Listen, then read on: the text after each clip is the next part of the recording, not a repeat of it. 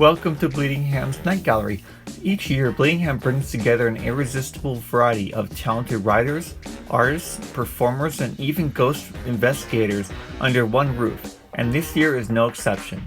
For 2019, we have such talents as Tormented Artifacts, which sells deranged artwork, custom leatherworks such as masks, handmade accessories, and other creations from the mind of Dmitry Arbakasov.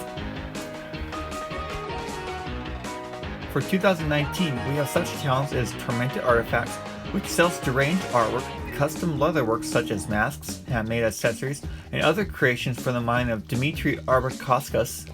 Naomi Inc., whose art draws influence from vintage sci-fi, fantasy, and horror, and presents her mesmerizing and macabre creations in liquid acrylic ink and watercolor. Stripcraft, a grindhouse-style horror movie that combines the feel of Showgirls and The Craft to bring its audiences a truly titillating film full of suspense, scary, and thought-provoking entertainment. And Old Bia Jewelry, whose custom creations, through the use of exciting technology and your imagination, will definitely get you noticed.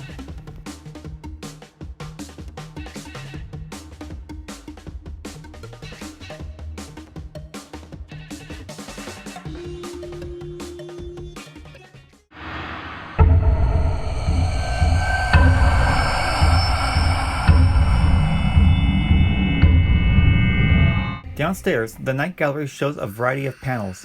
For this year, one of the guest panels includes creators Silas Dahl and Brian Troyer, where they will give their insights into the making of feature film They Reach. They Reach is a story about a 13-year-old girl who unknowingly unleashes a demonic entity from a possessed reel-to-reel player. The other panel features the creative brilliance of special effects artist James Fairley, whose work you might have seen in Netflix's The Chilling Adventures of Sabrina series, ABC's of Death 2, and Lost in Space TV series, to name a few.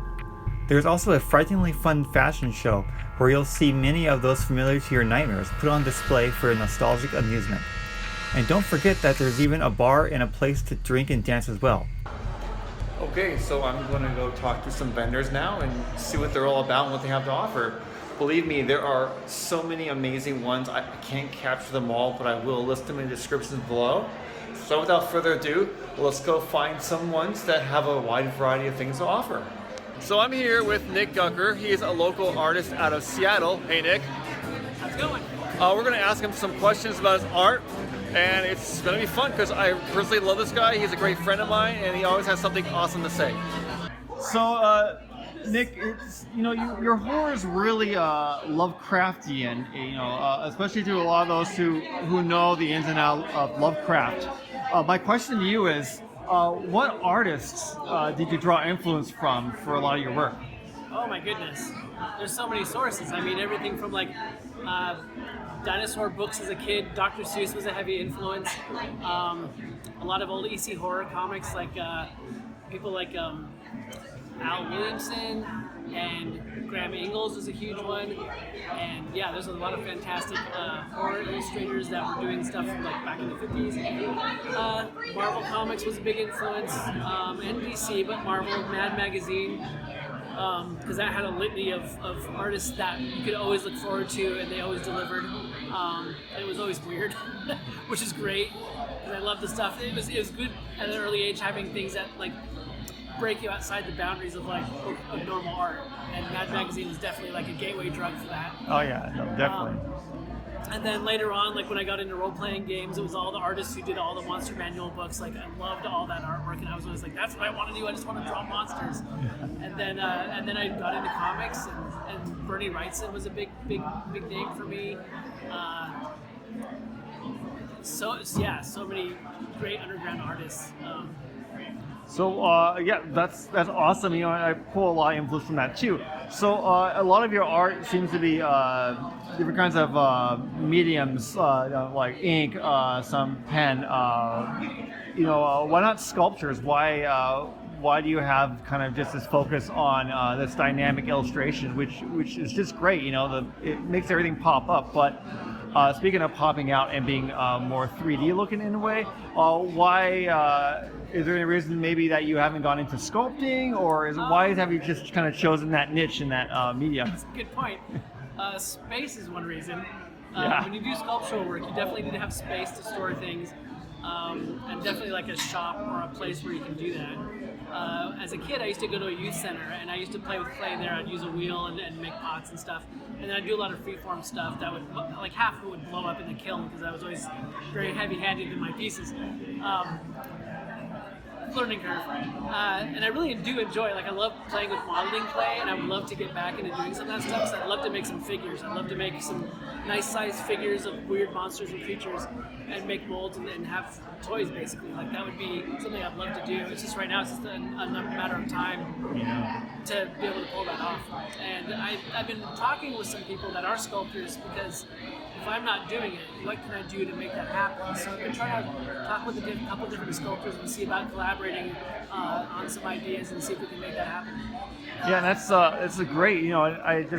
I think what you have now is awesome, and you're so dynamic with these mediums. And every time I see you, you're always doing something more. But I could definitely also see these things really being great in like sculpting or that kind of thing too. And I think that's great. What you have here is just really influential.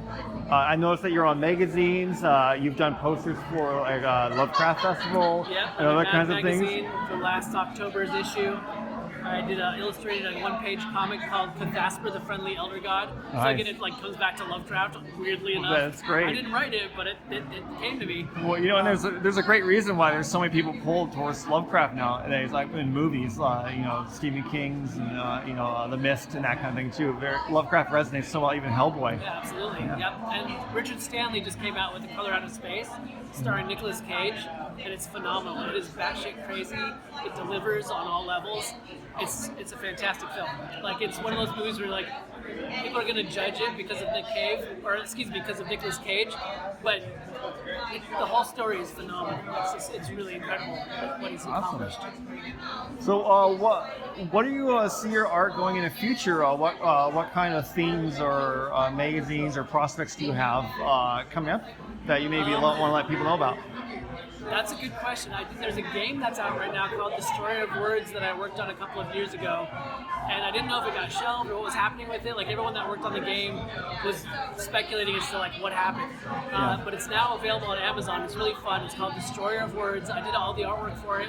It's like Scrabble with like an obliteration element, so you can like destroy other people's like word sets and gain points that way. That's cool. And I did the board, all the elements. Like it was a pretty full-on project I worked on for about a month, almost 2 months, and a lot of fun. I'd love to do more stuff like that. There's some bands I'd love to work with to do their album artwork, and I just really want to kind of buckle down and explore some of the ideas that have shown up in my sketchbooks in the past when I'm working on other projects that I want to revisit and kind of explore and take further. Well, that sounds great. I look forward to seeing what you have, because there's always a new surprise with you. So one last thing is you're a resident of Seattle, right? I am, yes. Yeah. So could you recommend to anyone who wants to go to Seattle or is interested in finding new places in Seattle? Like, what are some of your places that are favorite to you that are Statics Gallery is really great down in Pioneer Square. This guy named 1000 runs it, and he runs a gallery, but it's also all of his artwork in there too, and he's super inspiring, and he has a really fantastic style artwork wise, but he really fosters like bringing people in and creating an art community. Every Wednesday there's a drink and draw that I go to. I don't go to it every Wednesday, but I try to get to it as many times as I can, called Drunk, and that's a really fantastic drink and draw event that's put on by Casey Weldon. He's a local Seattle artist, phenomenal. Check him out. And you can just hang out, you can just drink beer, you can work on projects, but also within that scenario, projects happen. We've done group gallery shows, we've done group events, we've done all kinds of really fun things that have come up that have included the group, so it's a really great way to also network and get yourself out into the art world.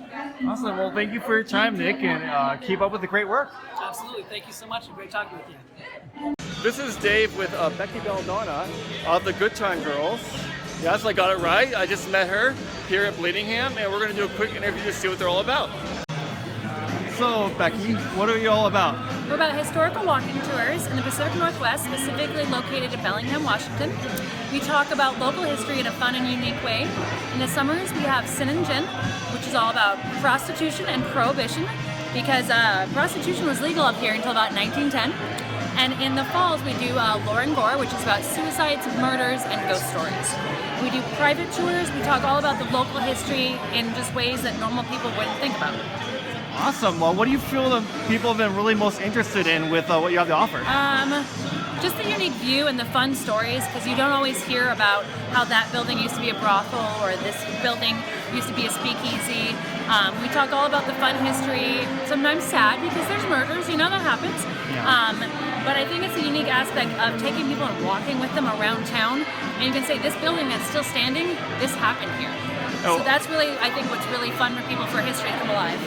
Awesome. And what are some of the most repeat visits you've had, maybe with the certain kinds of themed tours? Like, what have been the most responsive when it comes to definitely the gore and lore. People love that because it's Halloween oriented. We talk a lot about ghosts, and Fairhaven is where we have that one. We also have one in Bellingham, but Fairhaven is a favorite because Fairhaven is full of ghosts. People love ghosts, and in Fairhaven, almost every building has a ghost story. Awesome. So that's why they love it. Also, what is one of your personal favorites on this tour? Probably the Sin and Gin. I'm a huge fan of that one, partly because that interests me. I really like the fact that our town was built on the backs of women, and we recognize that. We talk about it and say, these women did this. They're, one of the first madams here. She had one of the first telephone numbers. She had one phone in her building in Fairhaven and one in Bellingham, so she could call back and forth. So I like it because I get to talk about women and the awesome things they did. That's really, really cool. And are you local here? Like, yes, how long have you? I've lived here for about a decade now. Oh, cool. And I want to live here the rest of my life because I love it up here. I grew up in Washington State, but I moved to Bellingham 11 years ago. Yeah, and there's just something about Bellingham, because I'm a lifer. I'm a Bellingham lifer. Yeah. And I asked everybody this, but could you recommend some spots that are favorite, that are not necessarily on the tour, but are your personal favorites for people who want to come and visit Bellingham? Red Rum. What's that? Red Rum is a brand new place. It's a new bar. I love that one. My personal favorite that's not on the tour, but it does have historical value, is Red Light. Oh. Red Light has a 114-year-old murder mystery. Ooh, And awesome. it has the best drinks, great staff. It's a wonderful place to go. Lots of other good places. We have our museums, and they have a lot of history to them. So, yeah, a lot of good places. Awesome. Thank you so much. I think that's all I have for you. Thank you. Excellent. Okay, I'm here with Travis of Warren, and we're going to be checking out some equipment, asking a couple questions. Let me get you the view there. There we go. Okay, let me ask him a couple questions. It's a pretty crazy night here at Bleedingham, but it's awesome, and this is a very unique vendor we have here, and we're going to go check out some of the equipment, and then we're going to ask him some questions. Right on. Okay, so the question I'm sure so many people have is just, how does one get into the paranormal research? But first of all, before I ask that, I just really want to know, what does Warren mean? It means the Washington Abnormal Research Network. Awesome. And so, what got you into finding this, or being one of the founders, and what really influenced you to start this up? Well, I actually had experience when I was about 12 years old in Minnesota. We had some footsteps happen in a cabin. The stove turned on, the water was boiling on the pot, and the toilet actually flushed. Wow. And I was not scared at all. I actually thought it was really interesting, so I kind of just kept going with it. Oh, cool. So, we have a lot of popular shows, these ghost hunting shows. What would your opinion on those be? I think that the evidence they collect is, accurate. I think sometimes they amp it up for dramatic purposes to make the show more interesting. Obviously, you need to have some drama in it to make it exciting. Right. And you're taking 12 to 13 hours of investigating and cramming it into 42 minutes. So of course you're going to get all the good stuff happening. And that's what people don't realize is a lot of times you're sitting there for hours with nothing going on.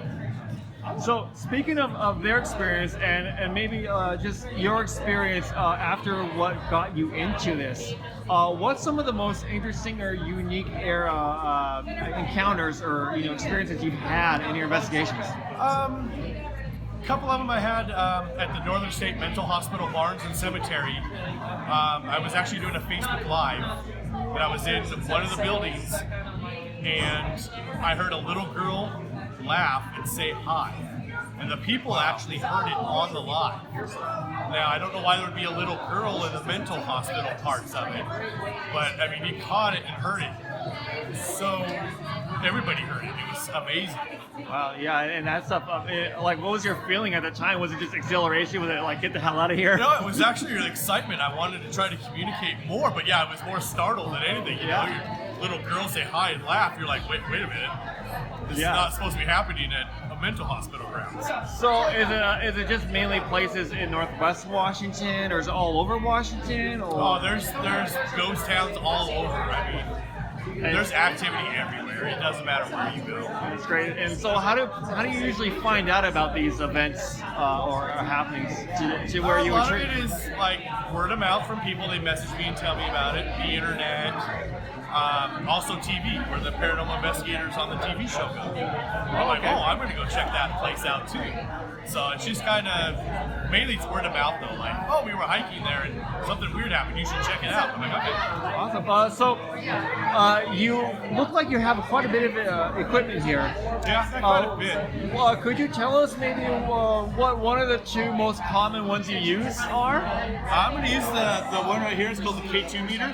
Okay. Basically, every paranormal investigator has one. And it's really accurate. It works well. You can see it going off now because of the extension cord below you. That's how sensitive it is. Oh, wow. So I use that one and the REM pod probably the most. Because the REM pod creates its own magnetic field. So when a spirit comes around it, it actually sets all the lights on. Oh, So you get this, you know, if you're in the middle of a building that's got no power, and all of a sudden that goes off, it's because the spirit's that close. that's really cool. It has to be close enough to set it off. So this might spark some people wanting to go in and do their own investigations.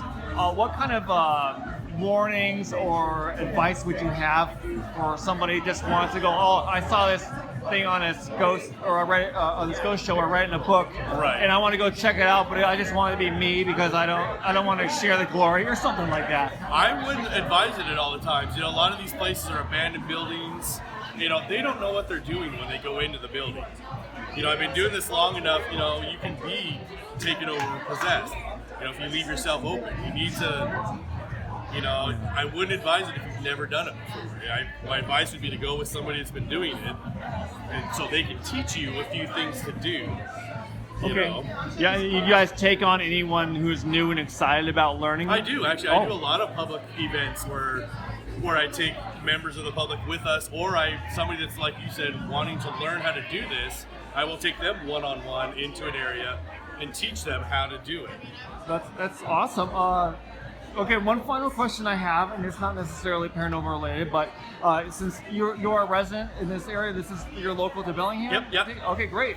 What kinds of places would you suggest for somebody who wants to come up here and visit? You know, maybe like as a tourist. I would do Fairhaven. Yeah. I've walked down just the sidewalks at night in Fairhaven and seen shadow figures. You know, a lot of those buildings in there are haunted. You know, there's the trails down at the bottom of the hill that you can walk that I've had equipment go off. And that's a real easy, kind of good place to learn. Okay. Well, what about somebody who's like just not interested in ghosts and just wants to look for a cool place to check out, like that you like to check out? I would do Fairhaven again. Okay, there we go. Fairhaven at night is beautiful. It is. It's a great town at night. And there's not a block that doesn't have something cool there. No, yeah, exactly. All right. Well, thank you so much. Yep. All right, I'm here with Corey of Goddess Art, and he's got these really interesting altarpieces that we're going to be checking out. I'm going to ask him a few questions about it, and we'll get to know him and his art a little bit more. Okay, Corey, so I'm looking at these pieces of art right here, and they look just great.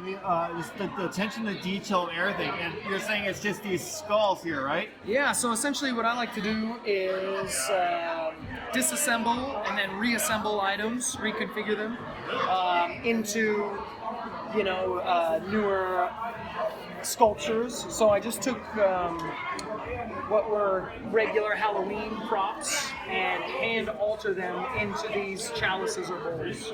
So all of it's a lot of plastic. It's all hand painted. Each one's one of a kind. Yeah. A lot of my work is made for altars, or I build altars in itself. Different, a lot of different components: wood, bone, metal, Halloween, obviously Halloween decor, reconfigured religious statuary, all that kind of stuff. So, Oh wow! So you do altars of all kinds for maybe all kinds of like religions or observations? I do altars on a commission base. Okay. So it depends on kind of what the intention is behind that altar, and then we talk, and I can custom make an altar or an altar piece based on those discussions. Oh wow! So Yeah. So what's the most interesting altar you've created, if you can get into that? oh man, well each one is so unique. I've built them completely out of animal bones. Oh, wow. I've built what I thought was more of an altar, a chair made of that had like antlers all around it, bones. I've done a satanic Day of the Dead, Santa de los Muertos, De los Muertos piece for a occult publisher. So like all different sorts of Oh, very cool. of things. Yeah, it just depends on what that person's intention is, what they want out of it, and what I can build for them. And Yeah. this is all through your website that people can come and contact you. Website, mostly Instagram. I'm the one social media person. I'm kind of abandoning Facebook, so Yeah, I'm going yeah. to stick with Instagram until something else comes along. So direct message through that or an email. Yeah, absolutely. Okay, definitely we'll have your contact info in the description of this video. Yeah. Make sure that people get the word out about you. Is there anything else you would like to? I've always been interested in people's influences behind getting their art out there and just choosing their mediums or niche. And this is like the first time I've ever really seen somebody create a business around people's, designing art altars and that kind of thing for people. So, can you tell me kind of what got you into doing altars as opposed to maybe just sculptures that people can put on a pedestal or things that people can hang on the wall? Yeah. Well, I think just even at an early age, I've always been drawn to sort of sacred spaces or items. I'm a collector. I've always collected animal bones, crystals, and stones, and skulls, like all that kind of stuff. And I've always wanted a special place for them. I also think that comes with a theatricality to it, and I've always been enamored with horror movies, and I think horror movies and things of that nature, and I think the two kind of combine to create those sculptures. So you have sort of a theatricality to these beautiful places that you can actually put other items that are uniquely important to you, and I think that kind of comes across in the sculptures that I built. Well, that's great. That's the best way to do it. Something that you're passionate about, something that you can reflect on, and something that you like. Yeah. Somebody has what I've made or part of what I've made on as part of the religious observance. Excuse me. Absolutely. Where are you from? I'm originally from Montana, but I've lived up in Bellingham for 13 years. Oh, so you're local. That's great. And I ask questions to everyone. What are some of the places that you could recommend some of your favorite haunts for people who are wanting to visit Bellingham or maybe even wanting to move here? Just a place to see that really speaks to you and that you could recommend. I mean, I guess too. I mean, outside of, there's always good places to eat or and get a drink or whatever. But what's so nice up here is all like the beautiful outdoor space. Just sort of driving up Mount Baker or even going south down to. Sedro Woolley, anywhere that just you can like hike and be outside. I mean, I think that nature is very much like an inspiration for all of that too. Locally, I mean, love the racket to go play some pinball on that note and get some food. I mean, that's like one of my favorite spots. There's numerous breweries. Structures Brewing is one of my favorites. Friends of mine that own that. If you're for beer, I mean, we're very spoiled here. We have a lot of choices for beer and wine and food and pretty much anything you could really want. It's kind of here, so it's really nice. Plus all the outdoor and indoor activities too. It's been nice. Yeah, no, those are all great recommendations, and I concur in a lot of those places I like to go to too. Yeah. Well, thank you so much, Corey, for your time, and we'll get you out there and known. Yeah, thanks, Dave. Appreciate it, man.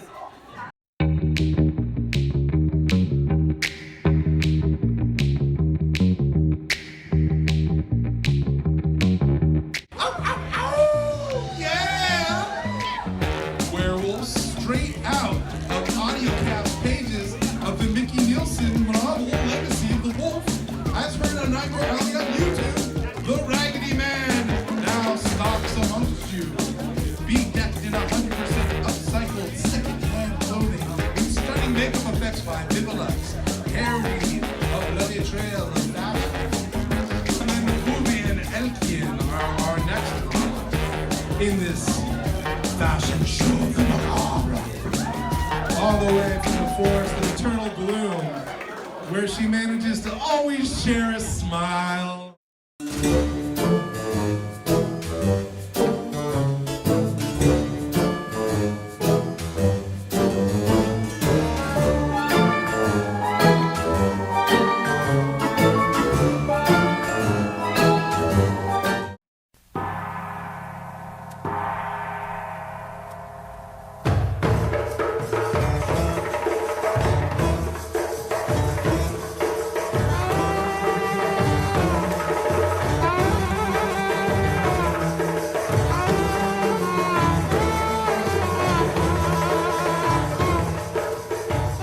So if you like what you've seen, come on by Night Gallery here in Bellingham, Washington. You will not be disappointed.